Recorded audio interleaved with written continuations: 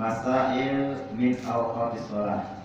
Masalah-masalah tentang waktu-waktu sholat.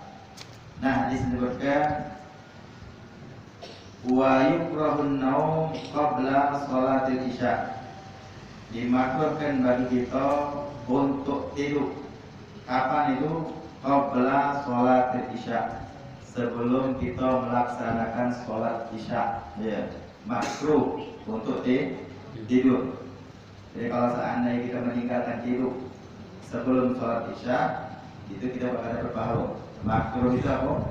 Dikerjakan tidak apa-apa, ditinggalkan dapat pahala. Jadi macam mana caranya? Walaupun kita dalam keadaan kurang fit misalnya, sebelum ada isya jangan tidur dulu. Mungkin ada rahasia-rahasia tertentu yang mana syariat itu tidak melarang, kecuali memang ada mudaratnya, memang ada bahayanya.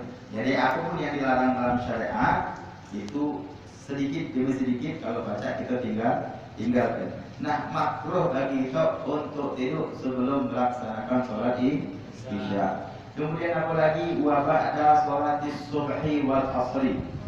Dan dimakruhkan juga bagi kita untuk tidur kapan? Ba'da sholatis subhi, setelah sholat subuh. Ada hadis dari Rasulullah SAW, as-subhatu tamna'ur rizqa. Tidur setelah sholat subuh itu mencegah rezeki. Ya. Jadi kalau nak tidur pagi hari itu kalau baca setelah matahari keluar. Ya. Kalau ada apa-apa tidak makruh untuk kita tidur. Jadi di bawah jam 6. Ya. Kalau di bawah jam 6 ini hukumnya makruh. Ya, untuk kita tidur lagi. Masa aku tidur malam kadang-kadang jam 6 tadi. Nah, ini repot ini. Ini repot. Lebih bahaya daripada tidur. Ya.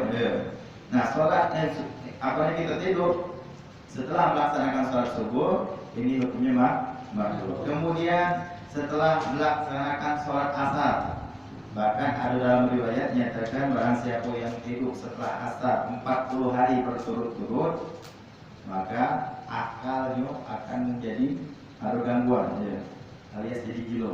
Ya. Baca jadi gila kalau tidur 40 hari berturut-turut setelah sholat asar. Kalau tidak percaya, coba. Nah, ini ada terjadi disebutkan dalam sebuah kitab seseorang yang dia kurang percaya. Kalau tidur setelah sholat asar itu 40 hari berturut-turut gila. Ya. Akhirnya tes ini 40 hari dia tidur. Selama 40 hari tidak putus itu. Tidur setelah sholat asar. Ya. Setelah 40 hari dia ngomong, tidak aku tidak gitu. Mungkin ngomongin gitu. Jangan gua malam gari ngomongin. Jangan gua malam kau begitu. Assalamualaikum. Tak mau kali. Orang ini juga dia gua malam. Ada sepi. Kalau ini bukanya dari orang punya rumah dari aku katanya. Aku sudah tidur 40 hari. Habis selesai. Tidak dia. Jadi kalau nyampe gitu kan. Iya. Nah, berarti sudah ada yang mukanya. Jangan gua malam cuma ngomong itu aja. Nah, ini berbahaya berarti kan. Berbahaya. Untuk itu sholat itu setelah sholat asar.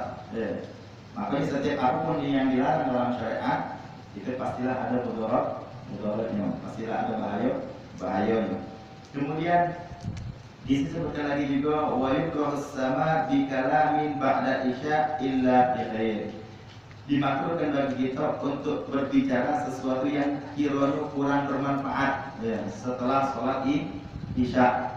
Kalau sekiranya bermanfaat bagi kita, bermanfaat bagi orang lain, maka itu dianjurkan.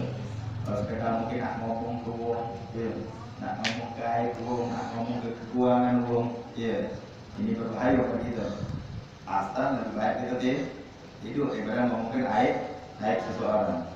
Kemudian disebutkan lagi hukmu man madda shalah tawaffa minha kharijal waqti. Apa hukum wong yang lambatkan sholat sampai keluar waktu sholat? Yang pertama disebutkan taratan ia baqaw minal waqti qadra ma yasa'u shalah bi sunaniha. Yang pertama ini tidak berdosa. Bagi siapa itu? Bagi mereka yang mana dia melaksanakan sholat mepet-mepet waktunya, tapi masih pacak dia mengerjakan fardu-fardunya sampailah mengerjakan sunnah-sunnahnya di dalam sholat. Masih sempat untuk dia melaksanakan sholat, misalnya sholat zuhur, masih pacak dia melaksanakan yang namanya qobliyah zuhur. Kemudian pada saat dia sholat dibaca dengan doa iftitahnya, sunnah-sunnahnya, surahnya dibaca oleh dia. Masih ada waktu sholat. Nah, yang macam ini tidak sampai berdosa. Karena kenapa? Masih sempat untuk dia mengerjakan daripada sunnah di dalam sholat. Nah, ada yang sampai berdosa bagi mereka yang melaksanakan sholat zuhurnya dekat-dekat asar, tapi sekedar melaksanakan kewajibannya baik. Yang wajibnya dia baca. Kalau seandainya dia baca doa kita bakal masuk waktu asar. Ya. Nah, ini yang dosa. Terlebih-lebih kalau seandainya pada saat dia sholat zuhur rakaat pertama pada saat rakaat kedua ada asar. Ya. Nah, cara mana sholatnya? Sah tidak? Sholatnya sah, tapi dihitung kodoan. Ya. Dihitung kodoan. Itu kalau dia sudah dapat satu rakaat. Tapi kalau baru takbiratul ihram, Allahu Akbar, ada asar, sholat dulu padahal. Ya. Sudah batal dulu sholatnya. Tunggu dulu ada asar. Setelah ada asar, dia sholat asar dulu, baru sholat kodok zuhur. Nah, ini bisa berdosa, bisa tidak. Kenapa macam itu? Tergantung dia. Pada saat dia meninggalkan sholat ini tadi disengaja atau tanpa sengaja. Mungkin dia ketiduran, memang tidak bangun sama sekali. Terutama dia kan perlu subuh-subuh. Ya. Subuh-subuh ini tidak bangun sama sekali. Pas bangun jam 6. Ya. Ini waktu sholat subuh masih ada jam 6. Waktu masih ada. Habis sudah. Ya. Matahari sudah nak nginti lah. Ya. Kalau sudah matahari nak nginti namanya waktu isyraq. Kalau sudah waktu isyraq, maka waktu sholat subuh sudah habis. Nah, jadi cak masa sholat tapi tidak. Kadang-kadang banyak orang tidak sholat lagi dia. Sudah habis itu waktu subuh. Tidak sembahyang lagi. Tetap sholat, harus tetap sholat. Malah kalau seandainya dia tidak sholat berdosa. Jadi dia punya kodoan usolli pada subhi kodoan, ya kodoan lillahi ta'ala. Jadi apa pun kalau waktu sudah keluar tidak apa-apa. Nah, balik tadi berdosa atau tidaknya tergantung dia, tergantung kita. Kalau sudah ada subuh misalnya jam 5, kita bangun jam 5 ada sudah.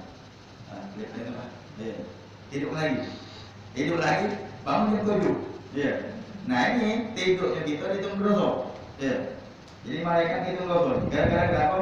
Gara-gara sudah bangun duluan, masih tidur lagi. Nah, beda sama malaikat terbangun sama sekali. Ya.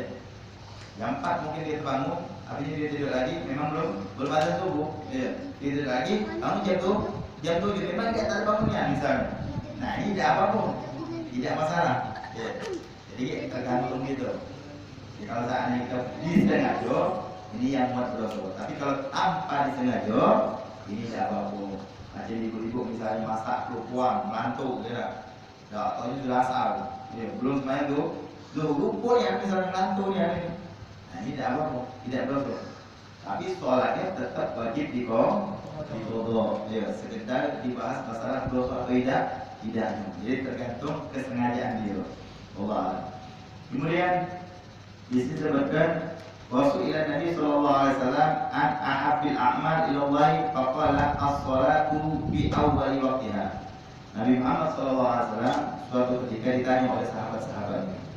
Apa pertanyaan tersebut? Man ahabbil a'mal ila Allah subhanahu wa ta'ala. Ya Rasulullah, amal aku yang paling dicintai oleh Allah. Amal aku yang paling disukai oleh Allah. Ini sahabat luar biasa. Mereka bertanya, mereka ingin melakukan apa yang sudah disebutkan oleh Nabi Muhammad SAW. Ya Rasulullah, amal aku yang paling dicintai oleh Allah. Biar mereka percaya lakunya. Biar mereka dapat cinta dari Allah.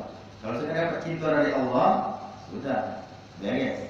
Urusan dulu beres, tambah lagi urusan akhirat, dunia akhirat beres. Kalau kita dicintai oleh Allah. Nah, ini sahabat bertanya sama Nabi Muhammad. Ya Rasulullah, amalan aku yang paling dicintai oleh Allah Subhanahu wa ta'ala. Kemudian apa kata Rasulullah SAW? Faqala as-sholatu fi awwali waqtiha. Sholat tepat pada waktunya. Inilah amalan yang paling disukai oleh Allah Subhanahu wa taala. Nah, tidak bisa melakukan hal tersebut kecuali orang-orang yang dicintai oleh Allah. Jangan kena sholat tepat pada waktunya. Istiqomah baik untuk sholat 5 waktu itu sudah nikmat yang luar biasa. Mungkin berapa banyak kita punya tetangga, mungkin itu keluarga kita dewe, atau gandian kita dewe, atau mamang kita dewe, atau bibi kita dewe yang sehat walafiat, segel-gugel, ya, bergawi dari pagi sampai sore dia bisa, tapi melaksanakan sholat subuh yang cuma 2 rakaat tidak baca. Ya. Melaksanakan sholat subuh yang cuma 2 rakaat 5 menit cuma, paling lama 10 menit cuma halu, ya. Tidak bisa tergawi. Nah, makanya ini nikmat yang paling besar.